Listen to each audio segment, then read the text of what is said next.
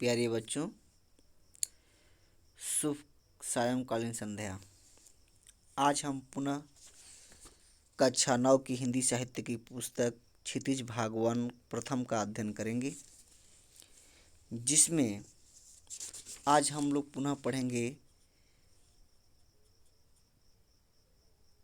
प्राकृत कवि सुमित्रानंद पंत जी की रचना, जिसका शीर्षक है ग्रामश्री। सुप्रसिद्ध छायावादी कवि सुमित्रानंद पंत जी ने ग्रामश्री के माध्यम से ग्राम की शोभा सुंदरता का वर्णन कर रहे हैं। आप गांव में देखते हैं कि तमाम प्राकृतिक सौंदर्य बिखरा पड़ा रहता है। उसी सौंदर्य को कवि जो है अपने कलम की लेखनी से प्रस्तुत किया हुआ है इन पंक्तियों के माध्यम से। आइए देखते हैं कवि ने इन पंक्तियों के माध्यम से किस किस सौंदर्य का वर्णन किया हुआ है।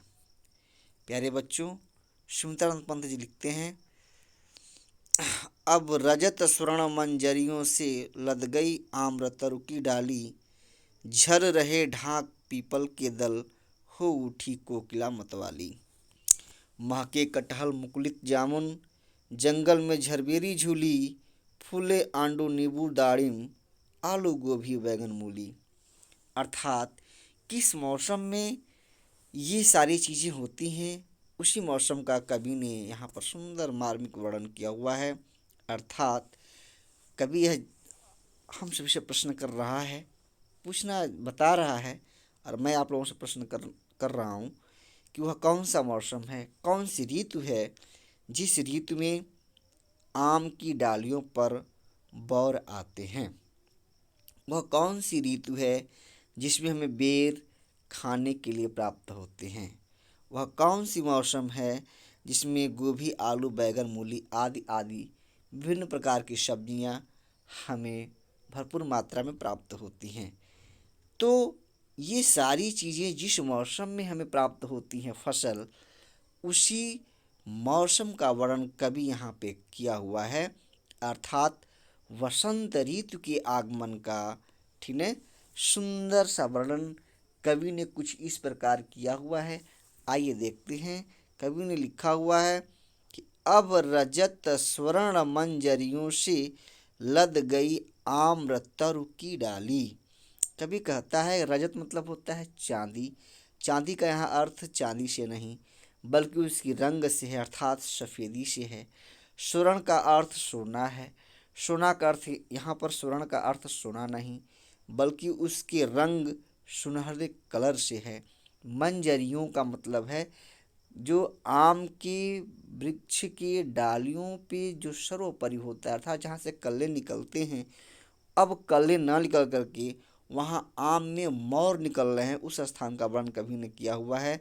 तो आगे कवि कह रहा है कि लद लद मतलब होता है भरपूर मात्रा में परिपूर्ण होना।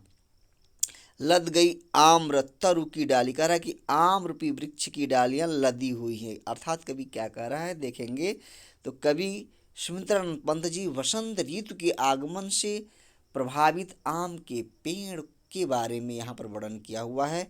वो कह रहे हैं कि जैसे ही वसंत ऋतु का आगमन हुआ, उसके आने की खुशी में आम के पेड़ ने अपने आप को किस प्रकार से सुसज्जित किया हुआ है। तो कवि बता रहा है कि वह आम का पेड़ जो है सफ़ेद और पीले आम के मोर के रूप में अपने आप को सजा रखा। अर्थात बच्चों, आप लोगों ने देखा होगा कि आम के वृक्ष के सर्वोपरि भाग में इस वसंत ऋतु के आगमन में मोर आ जाते हैं, जिसको कुछ लोग बौर कहते हैं, कुछ लोग मोर कहते हैं। अर्थात उसमें जो आम के फूल लगने वाली परिस्थिति होती है उसका वर्णन कभी यहाँ पर किया हुआ है कि आम के कल्ले की जगह पे और उसके मोर लग गए हैं जो सफ़ेद और सुनहरे कलर में दिख रहा है। कभी कह रहा है कि वो लद गई आम्र तरु की डाली, वह आम कह रहा है कि वृक्ष रूपी आम के पेड़ों की डालियां जो है सुनहरे और श्वेत मंजरियों से अर्थात आम के बौर से लद गए हैं। आगे कह रहा है कि झर रहे ढाक पीपल के दल, कह रहे हैं कवि सुमित्रानंद पंत जी की इस वसंत ऋतु के आगमन से जो पीपल के वृक्ष हैं तथा जो ढाक के वृक्ष हैं ये अपने आप को नया नया कलों से सुसज्जित करने का प्रयास कर रहे हैं। इसीलिए वे जो पुराने पत्ते हैं वो क्या कर रहे हैं, तो उनको छोड़ करके अर्थात उन पत्तों को वो अपने पास से हटा करके अपने से अलग करके अपने आप को नए पत्तों से सुसज्जित करने का प्रयास कर रहे हैं। झर रहे हैं मतलब गिर रहे हैं। ढाक ढाक जो वृक्ष होता है उसके पत्ते गिर रहे हैं। पीपल पीपल के भी पत्ते गिर रहे हैं। दल मतलब होता है पत्ता। हालांकि ढाक और पीपल के जो पुराने पत्ते हैं वो गिर रहे हैं और नए पत्ते उस पर आ रहे हैं। आगे कभी कहता है, हो उठी कोकिला मतवाली। बसंत ऋतु के आगमन से जो कोयल पक्षी होती है वह भी अपने आप में मतवाली हो गई है। अर्थात मतवाली का अर्थ होता है किसी एक ही भाव में एकदम से लिप्त हो जाना। ठीक है, तो कवि कहता है कि बसंत ऋतु के आगमन से जो खुशी मिलती है कोयल को, वह कोयल उसकी ही खुशी में लिप्त हो गई है। अपने आप में इतनी लिप्त है कि वो सब कुछ बाव विभोर होकर के बसंत के आगमन का सुरागमन कर रही है, अर्थात स्वरों से वर्णन करती है। आपने सुना समझा होगा, कोयल बोलने लगती है। आगे कवि कह रहा है कि महके कटहल मुकुलित जामुन। कह रहा है कवि कि बसंत के आगमन से जो है कटहल का जो फूल है, मतलब जो कटहल के जो पेड़ हैं वो भी फूलों से सुसज्जित हो रहे हैं और वो महकने लग रहे हैं। और मुकुलित जामुन, जो जामुन के भी पत्ते हैं वो भी नए नए धारण करती हुई जामुन जो है उसको मुकुलित हो रही है, अर्थात अपने फूलों से उसे सुसज्जित कर रही है। आगे कह रहा है कि जंगल में झरबेरी झूली। कह रहा है कवि कि देखिए बसंत ऋतु के आगमन से केवल प्राकृतिक सौंदर्य गांव का क्षेत्र ही नहीं बिखेर रहा है, बल्कि आप देखेंगे तो जंगल तक में भी बसंत के आगमन का वहाँ के जो वृक्ष हैं पेड़ हैं वह भी अपने आप में मतलब उसके प्रभाव से प्रभावित हो गए हैं। जैसे में झरबेरी नाम का जो वृक्ष है वो तमाम प्रकार के अपने फूलों से और फलों से अपने आप को भरपूर रूप से लदालद कर रहा है। आगे कभी कह रहा है कि फूले आंडू नींबू डाळिम। कभी कहता है कि जो है और भी फलों का वर्णन कर रहा है। कभी कह रहा है कि दाड़िम अर्थात अनार और नींबू तथा आंडू नामक फल जो है अपने आप में इस मौसम में सुसज्जित हो गए हैं।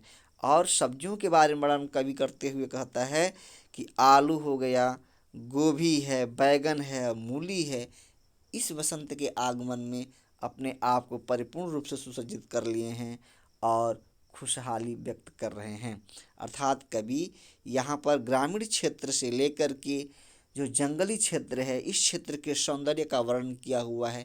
यह सौंदर्य किससे आया हुआ है, किससे किसके प्रभाव से ऐसा प्रभावित हुआ है, तो कवि कह रहा है कि बसंत ऋतु के आगमन से ये सारे कुछ हमें देखने को, सुनने को, समझने को प्राकृतिक रूप से अवसर मिलता है। इस प्रकार से हमने देखा प्यारे बच्चों कि कवि ने यहाँ पर तत्सम शब्दों का भी प्रयोग किया हुआ है। जैसे में इसमें देखेंगे स्वर्ण जो शब्द है, आम्र शब्द है, तरु शब्द है, दल शब्द है, ठीक है, दाड़िम शब्द है, ये सारे तत्सम शब्द हैं। कुछ हम देखेंगे कि आम भाषा के शब्दों का भी कवि ने प्रमुखता से प्रयोग किया हुआ है। जैसे मतवाली, ये क्षेत्रीय भाषा का शब्द है। ठीक है, पीपल जो है आपका आप देख सकते हैं, जामुन देख सकते हैं। ठीक है, और इस तरह से आलू गोभी जो शब्द हैं, इस तरह के शब्दों का प्रयोग जो है आम भाषा वाले शब्दों का भी कवि ने प्रयोग किया हुआ है। और आप देखेंगे इसमें जो है काव्य के सुंदर लयात्मक भाव का वर्णन किया हुआ है कवि, और ऐसे शब्दों का प्रयोग किया हुआ है जो अपने आप में परिपूर्ण रूप से अपने भावों को व्यक्त करने में सक्षम हैं। इस प्रकार से मैं अपनी वाणी को विराम देता हूँ। धन्यवाद।